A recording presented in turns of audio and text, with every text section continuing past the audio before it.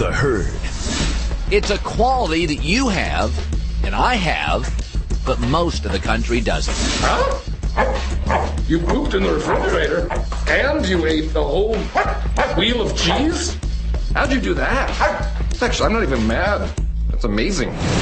From the worldwide leader in sports, this is The Herd on ESPN Radio and ESPNradio.com. Now, here's Colin Cowherd.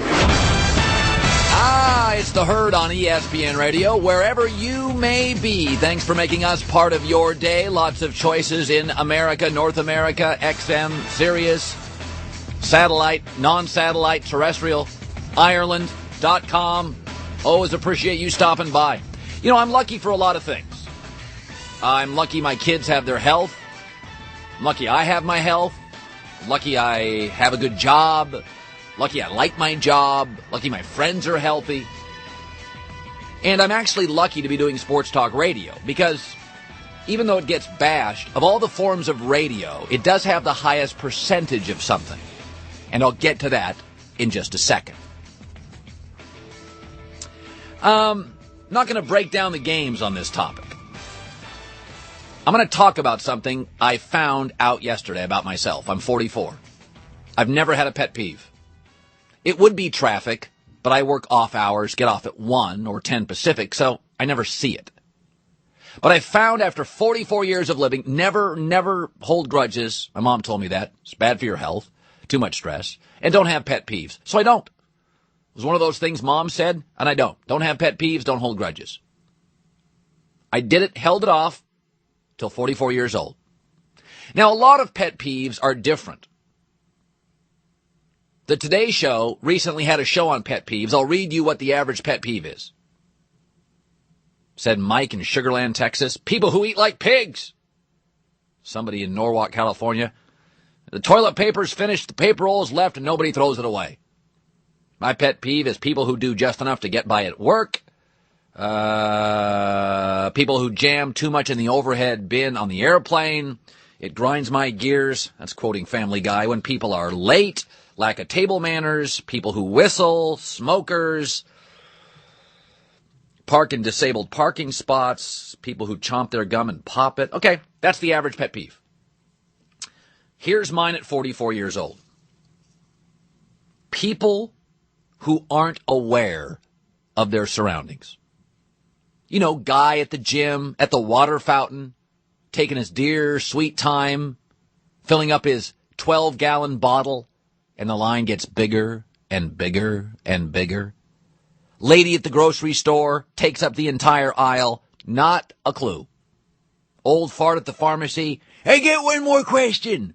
The line is 13 deep. People who aren't aware of their surroundings. It's a quality that actually has a name. I'm serious.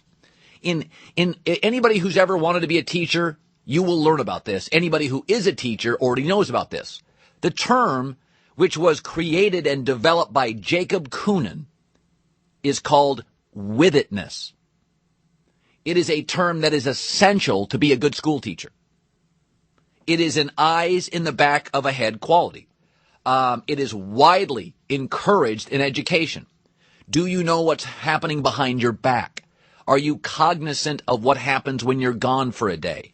If a student has a bruise on their arm or their shoulder, is there violence at home? Withitness. Aware of your surroundings. Now, here's how it relates to sports. And here's why I want to thank you and why I feel lucky. Because my theory from 44 years of watching this, make it 34 years because we don't watch much, until we're about 10, 12. We don't start really observing society. But athletes have it. Semi-athletes have it. Anybody who's competitive has it. And of all the forms of media, and especially radio, we have the highest percentage of people who are athletes, former athletes, it doesn't matter if it's marathon running, triathlons, softball league on Saturday. What Withitness really is a combination of peripheral vision, court awareness, are you perceptually aware, kind of a get-it quality. And it's developed through sports. I have it because I play basketball. I was a guard. Doug Gottlieb, got to see 8 guys in the court. I was a quarterback in my high school team. Where's the pocket? You got to feel it. If you play baseball, infield, outfield, where's the cutoff guy? Anybody that's successful in life generally has a withitness because you have to work with teammates or against people. So you've got to be aware of your surroundings. And that's why I'm very lucky to be in this format, because a large percentage of people who call my show and listen are at least semi-athletic. Rec league, basketball at night, handball, racquetball, your runners.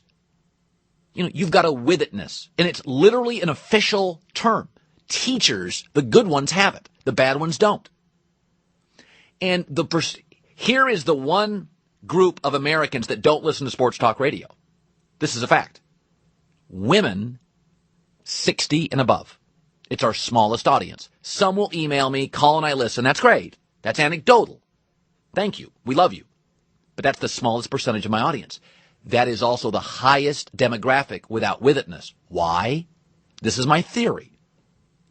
Some of it's bad hearing. But most of it is because 60-year-old women and above were not encouraged to get into athletics. Boys did that, not girls back then.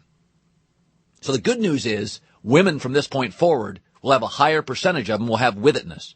Older women don't have it. They weren't in sports. And it really is developed more than any other thing in sports. You got to be aware of yourself and others and teammates or opposition. I never had a pet peeve, but I'm 44 and I found it. And it's another great reason to get your kids into sports because they'll develop it, and it's really important.